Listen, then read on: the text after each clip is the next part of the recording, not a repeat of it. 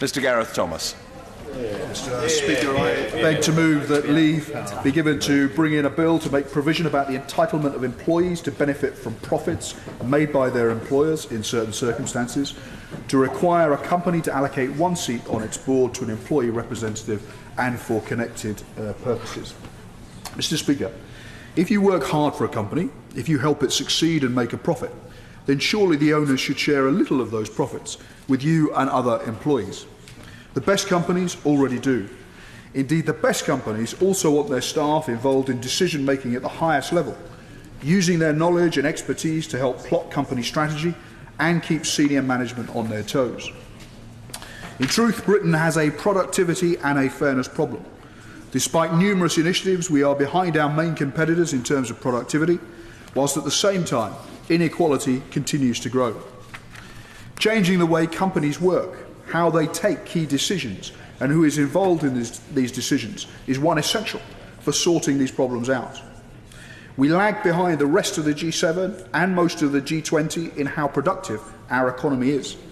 Indeed, for 2010 to 2014, annual average labour productivity was lower in Britain than in any other G20 or G7 country. And whilst executive pay has shot up in recent years, the incomes of the rest of the workforce has struggled to keep pace, even with historically low levels of inflation. Part of the solution, then, involves sharing a little more of the power and profits of business with staff at all levels.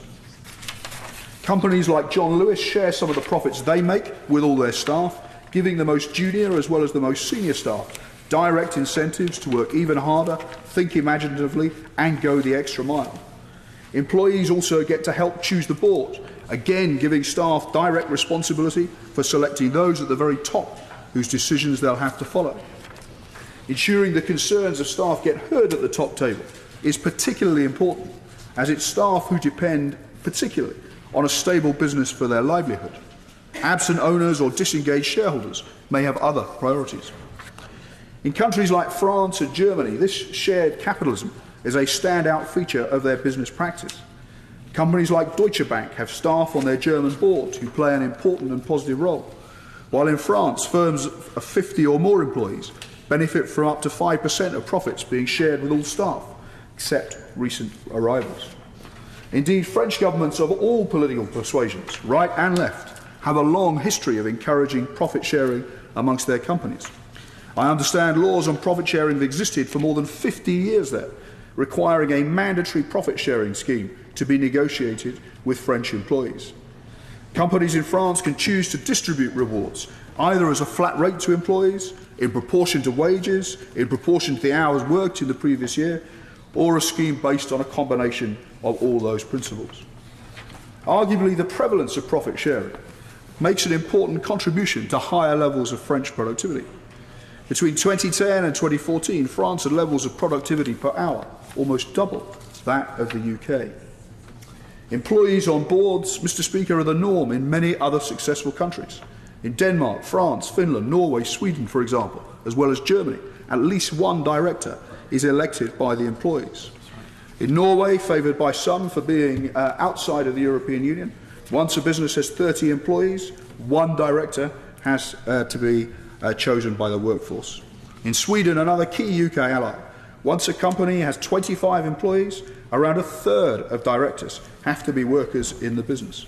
IKEA, that staple of the British high street, has worker directors on its Swedish board.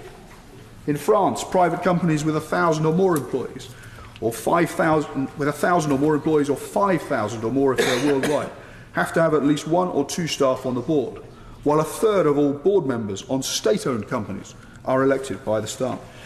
In Germany, a third of the supervising board in companies with 500 or more employees are staff, but this rises to half in companies with more than 2,000 employees. Now, in this country, we have for a long time quietly been happy to endorse workers on boards, albeit so long as they are overseas businesses. EDF, France's leading nuclear energy company, and in the process of being handed the keys to Hinkley Point, has a board in which one-third of its members are elected by its workers. Indeed, as a French company, EDF also has a profit-sharing scheme. Deutsche Bahn, who run through their subsidiaries much of our rail network, have 6 directors elected by their staff. Even though both are key players in British markets, particularly in England, English workers in these companies do not get to vote for board members. It's just German and French staffed. So in short, if German workers are good enough to sit on a company board, if French workers are good enough to sit on a company board, if Swedish workers are good enough to sit on a company board, isn't it time that English and British workers were given their chance too? British boards for British. There are a number of companies operating too in tough markets in the UK who have demonstrated that employee directors work. John Lewis is one, but FTSE 100 Group First Group are another. Mick Barker is the employee director, Mr. Speaker, of First Group. He's been a railway man for 39 years and is employed as a train driver for First Great Western. He serves on the board and various other committees of the board.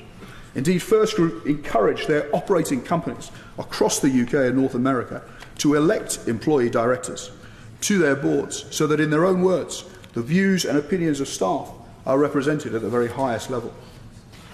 Now, in the UK, Mr. Speaker, the response to the concern about high levels of executive pay and falling workers' wages has seen some debate about broadening the membership of remuneration committees of big companies to include staff.